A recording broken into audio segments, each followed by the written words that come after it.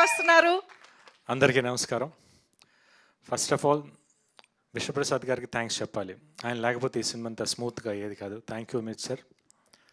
At the same time నేను శ్రీనుమెట్ల గారితో cinema చేయాలని ఆల్మోస్ట్ కొన్ని సంవత్సరాల నుంచి అనుకుంటా ఉన్నాను. ఇంతకుముందు ఎప్పుడు లాంగ్ బ్యాక్ ఒకసారి చేయాల్సింది వచ్చింది, కానీ అప్పుడు కుదరలేదు. బట్ ఎప్పుడెప్పుడు దొరుకుతుందని వెయిట్ చేశాను. కరెక్ట్గా ఒక 1 year బ్యాక్ ఆయన ఒక కథలో కలవటం, ఒక పార్టీలో కలవటం, సినిమా చేద్దాం అంటాం. ఇంకా అక్కడి నుంచి మా ఇద్దరు జర్నీ స్టార్ట్ అయింది. అంటే నిజం చెప్పాలంటే నేను ఇన్నేళ్ళు చేశాను డైరెక్టర్స్తో, మంచి మంచి డైరెక్టర్స్తో చేశాను. But he is very comfortable hero director.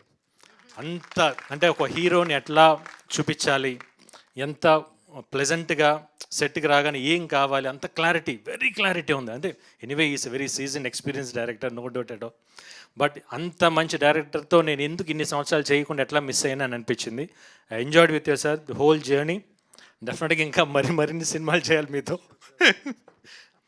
డెఫినెట్గా సినిమా చాలా బాగా వచ్చింది. అంటే నేను ఏదైతే నాకు యాక్షన్ ఉంది ఎట్లానో ఒక ఎంటర్టైన్మెంట్ చేయాలి మంచి ఇష్టం. శ్రీను గారు అయితే దాంట్లో master.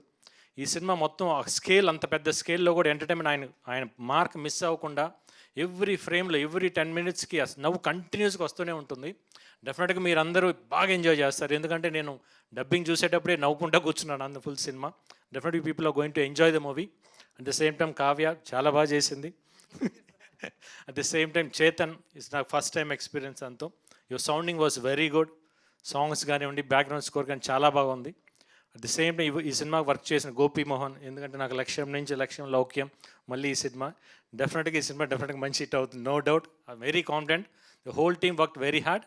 Thank you for here. Thank you.